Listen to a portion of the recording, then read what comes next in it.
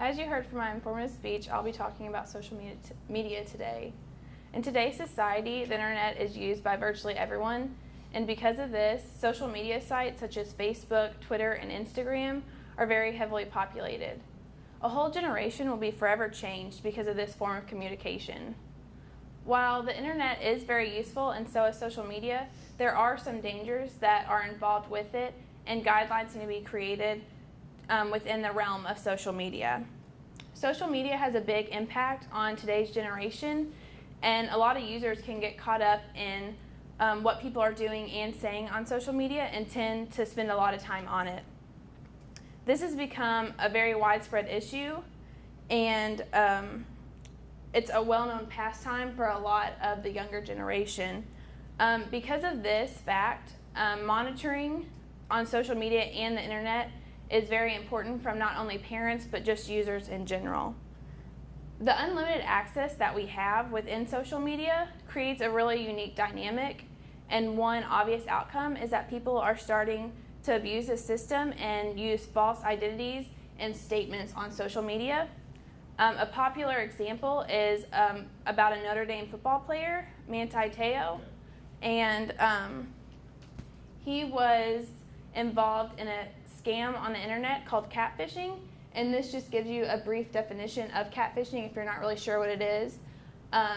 It's a game that you play and you trick people and kind of act like you're someone different. And I got that from Webster's Online Dictionary. So this is Manti Te'o, and he got involved in a relationship with a girl, and it turns out that she was actually not real.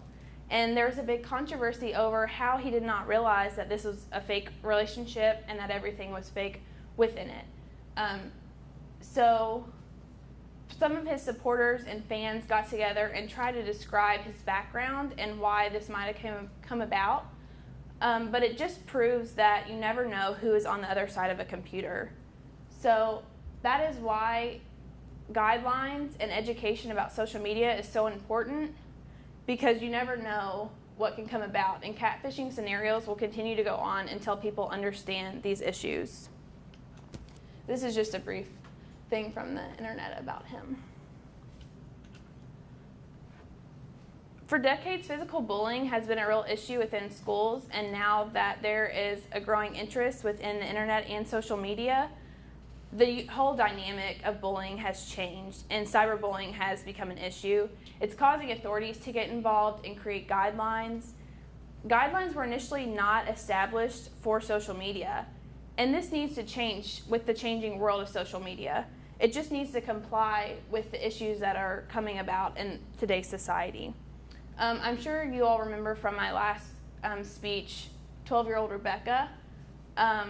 Just to refresh your memory, she was bullied by two 12-year-old girls very heavily, and actually a group of about 15 girls altogether. And she moved schools because of this, and it still continued, and she eventually committed suicide. The two girls that were really behind it all were charged in connection with her murder. But recently, I actually heard it on the news this morning that they are dropping the charges because they can't find enough evidence to prove that they were in connection with her suicide. Teenagers just don't understand how damaging words can be and how hurtful they can be online, and the results that can come of that. So that is why I just think that guidelines need to be established to hold people accountable for what they do and say on the internet. This is just saying how the charges have been dropped, and this is from ABC News. So next I wanted to go in and just give you the results of the survey that we took in class. And I wasn't shocked by the answers. It's kind of what I expected. But everyone said that they used or have used social media at some point, and that they found it useful, and that they felt like individuals need to be educated on the issue. One thing that did surprise me, though, was that a few students in our class indicated that they had been involved or victims of cyberbullying. And you think about cyberbullying and you know that it goes on, but it doesn't really hit home until you're like, a few people in my class were like involved in that, and how hard that could have been on them and damaging.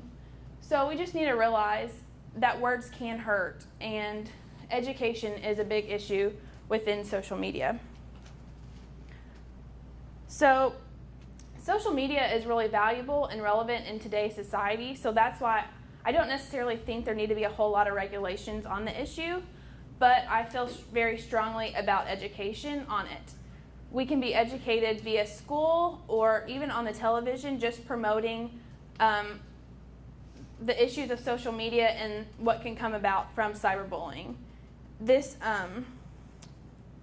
education will play a big role in children's lives, and parents can be a good avenue for that as well. But the sad truth is that we can't always count on parents to educate their children. So that is why regulations do play a role in the issue. And it'll really help with people that always intentionally abuse the system anyway, just to create an all-around guideline for everyone. Social media is here to stay, and it isn't as open and as free as it once was, but it's become a fabric of our lives. There's really no way to know if education or regulations on the issue will be positive or negative, but we need to try to outweigh the negative as best as possible. Everything should be done to keep social media and the internet as viable and helpful as possible for users.